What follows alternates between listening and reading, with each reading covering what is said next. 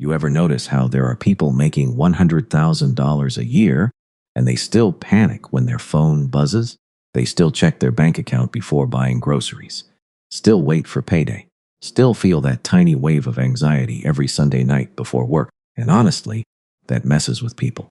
Because growing up, most Americans were sold one very simple formula: work hard, get a good job, make more money, and eventually life gets easier. But for millions of people, life never actually gets easier. The paycheck gets bigger, the stress gets bigger, the apartment gets bigger, the car payment gets bigger, the expectations get bigger. But freedom somehow never shows up. And that's the part nobody talks about. There are people making $200,000 a year who feel completely trapped. Not poor, trapped. Because they built a lifestyle that consumes every dollar they make. And once that happens, your income stops being freedom. It becomes maintenance. That's why somebody making $50,000 can sleep peacefully, while somebody making 3 times that amount is staring at the ceiling at 2 in the morning, wondering how they're still behind. Now here's where this gets uncomfortable. Most people think rich people simply have more money. That's not actually the biggest difference. The biggest difference is, rich people think about money completely differently than the average person.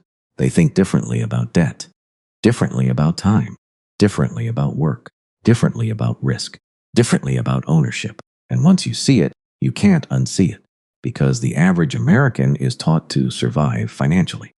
The wealthy learn how to position themselves financially. Those are not the same game. See, most people are trained from childhood to become reliable workers. Go to school, get good grades, be realistic, be careful, get something stable. And look, there's nothing wrong with honest work. But almost nobody teaches people how wealth actually behaves. Nobody teaches leverage. Nobody teaches ownership. Nobody teaches cash flow. Nobody teaches tax strategy. Nobody teaches how money compounds quietly over decades. Instead, people learn consumption. Spend more when you earn more. Upgrade your lifestyle every few years. Celebrate every raise with a bigger payment. And America is unbelievably good at making that lifestyle feel normal. Luxury apartments, $70,000 trucks, 5 streaming subscriptions, food delivery 3 times a week because everybody's exhausted, a phone that costs more than a laptop, and social media makes it even worse. Because now people don't just buy things for comfort, they buy things for identity, to signal success, to look like they're winning. That's why you see people financing lifestyles they secretly cannot afford, just to keep up with people who are also broke. And the scary part? A lot of high earners don't even realize it's happening. They think they have an income problem, but what they actually have is a behavioral problem. Because if every extra dollar disappears into lifestyle inflation, your salary is basically running on a treadmill. You move faster, but you never actually get anywhere. And this is exactly where wealthy people start thinking differently. Because at some point, rich people stop asking, "How much can I buy?" And they start asking, "How much freedom does this cost me?" That single shift changes everything. Here's the shift that completely separates wealthy thinking from average thinking. The average person thinks money is for buying stuff. The wealthy think money is for buying control. Control over time, control over location, control over stress, control over who they work with. And once you understand that, a lot of rich people's behavior suddenly makes way more sense. See, the average worker is stuck in a very dangerous equation. They trade time for money. Every hour worked equals income. So the moment they stop working, the money slows down. And again, there's nothing wrong with working hard. The problem is, time is limited. You only get 24 hours in a day, which means eventually, you hit a ceiling. That's why wealthy people become obsessed with leverage. Leverage is basically the ability to multiply your effort.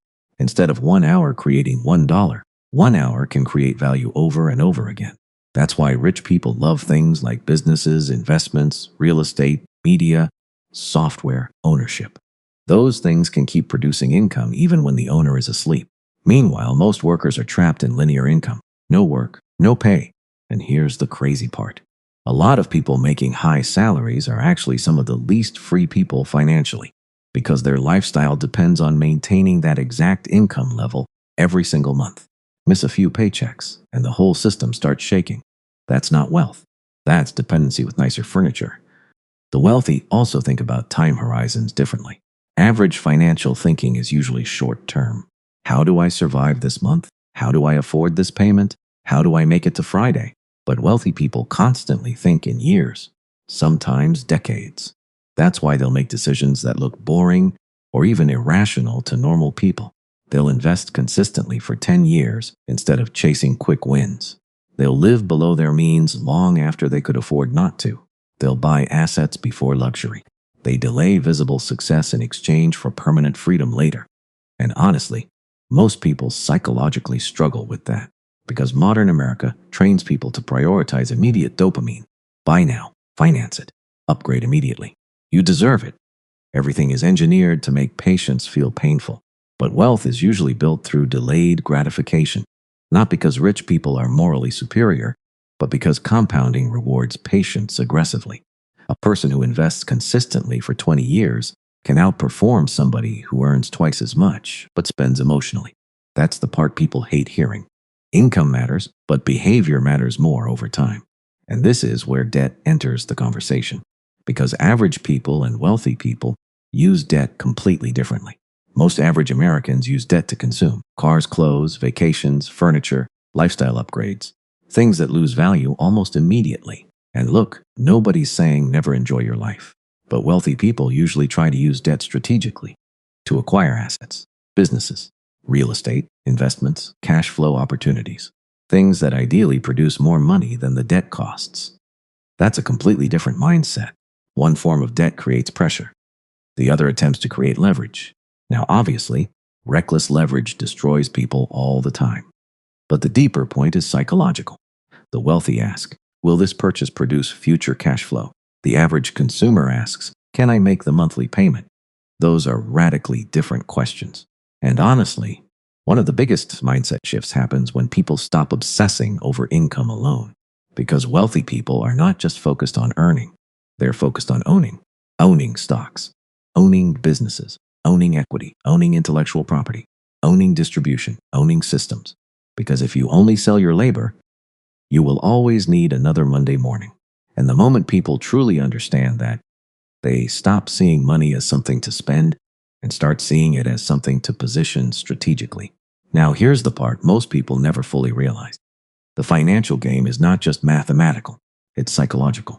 Because if money was only about math, most Americans would already be wealthy. People know they shouldn't overspend. They know credit card interest is brutal.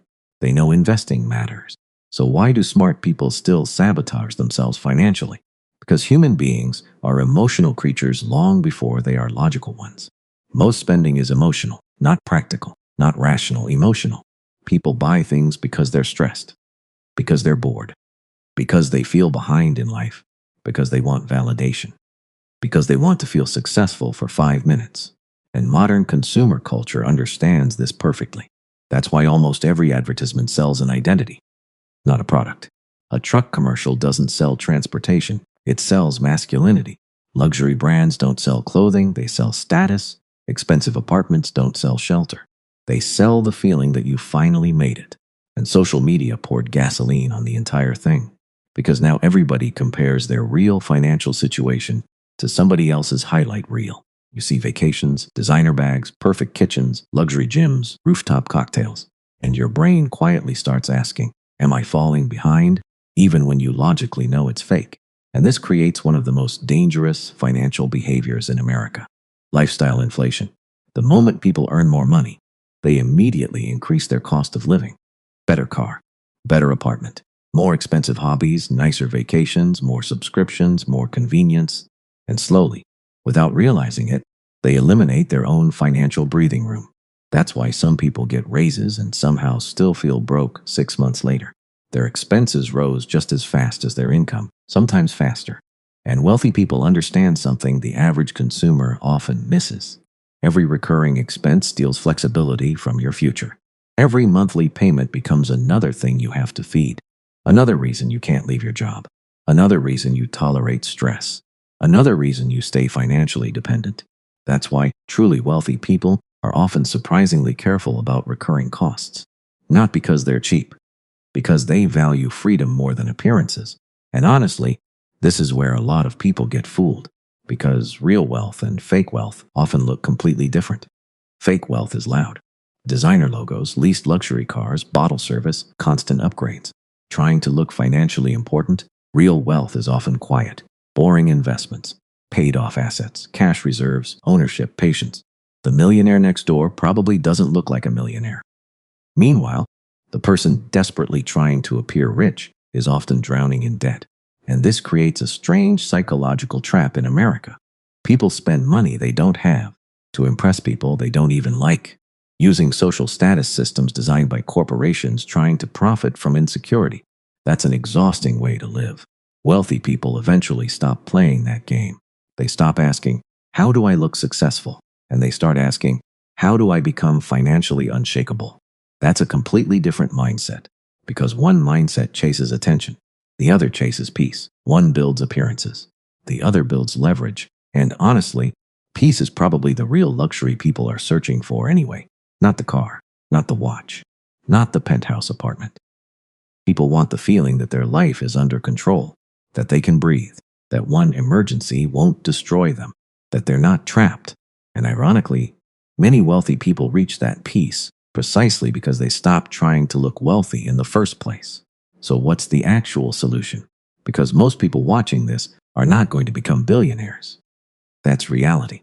But becoming financially stable, financially calm, financially difficult to break, that's absolutely possible. And ironically, the solution is usually much less glamorous than people expect. The first shift is this: stop trying to look rich. Seriously. That single behavior change alone can completely alter somebody's financial future, because looking rich is incredibly expensive. And social media has convinced people that visible luxury equals success. But wealthy people often optimize for something very different. Optionality, the ability to say no, the ability to walk away, the ability to survive uncertainty without panic. That's real power. And you usually don't build that through constant consumption. You build it through margin, financial breathing room. One of the smartest things a person can do is create a low-burn lifestyle, meaning your life does not require an insane amount of money just to function every month. Because when your monthly obligations are lower, your entire psychology changes. You become less desperate, less trapped. You can leave toxic jobs faster. You can take smarter risks. You can invest more consistently. You can survive economic downturns longer. You gain negotiating power in life. That's why reducing unnecessary expenses is not about deprivation. It's about increasing flexibility. And flexibility is one of the most underrated forms of wealth in existence. The next shift is focusing on income multipliers instead of pure income alone. Most people only think, how can I earn more money at my job? Wealthy thinking asks, how can I build something that scales? That could mean investments, a small business, content creation, sales skills, equity compensation, software, freelancing, owning part of something larger than your own labor. Because eventually, there's a limit to how many hours a human being can work. But there's far less limit on scalable systems. And no, this doesn't mean everybody should quit their job tomorrow and become an entrepreneur. That's another internet fantasy. What it means is gradually building assets alongside active income, little by little, over time. That's how many normal people quietly become wealthy. Not overnight, not through crypto miracles, not through Lamborghinis and motivational quotes, through consistency. And honestly, one of the biggest wealth skills has nothing to do with finance spreadsheets. It's emotional control, the ability to delay dopamine, because every impulsive purchase is usually solving an emotional problem temporarily. Stress, insecurity, exhaustion, comparison, boredom. That's why people say things like, I deserve this. And sometimes, sure, they do. But if every difficult emotion gets treated with spending, financial progress becomes almost impossible. Wealthy people are often better at tolerating delayed rewards. They can postpone gratification. They can think long-term while everyone else reacts emotionally short-term. And that creates enormous separation over 10 or 20 years. A person making average income with disciplined behavior can outperform somebody making massive income with chaotic behavior. That's the truth most people never want to hear. So practically speaking, what does this look like? It looks like automating investments before lifestyle spending, tracking net worth instead of chasing status symbols, avoiding high-interest consumer debt, learning high-value skills, buying assets consistently, living slightly below your means even when your income rises, and most importantly, separating self-worth from visible consumption. Because once somebody stops needing external validation through spending, their financial life gets dramatically easier and honestly, calmer. That's the hidden thing people notice about many wealthy individuals. Not just the money, the calm, the lack of desperation, the ability to think clearly because every financial decision isn't life or death. That level of peace compounds just like money does. At the end of the day, most people are not actually chasing money. They're chasing what they believe money will give them: security, control, freedom, peace of mind, the ability to breathe. And that's why this conversation matters so much.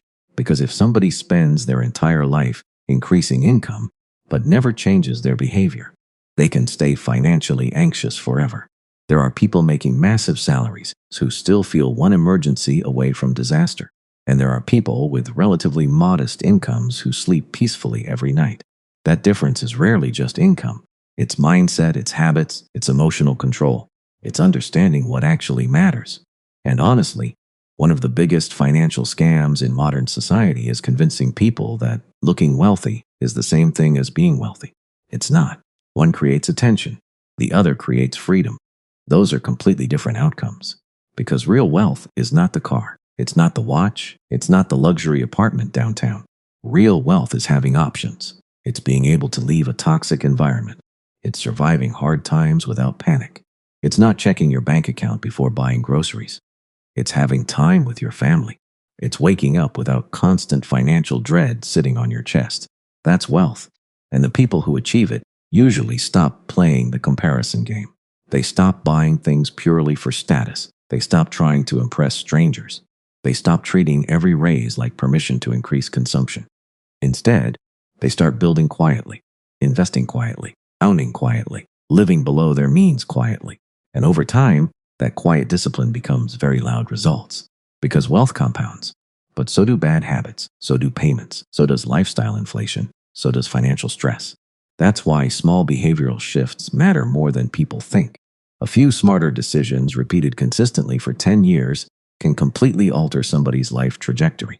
And that's actually good news. Because it means wealth is not purely reserved for geniuses, trust fund kids, or lottery winners.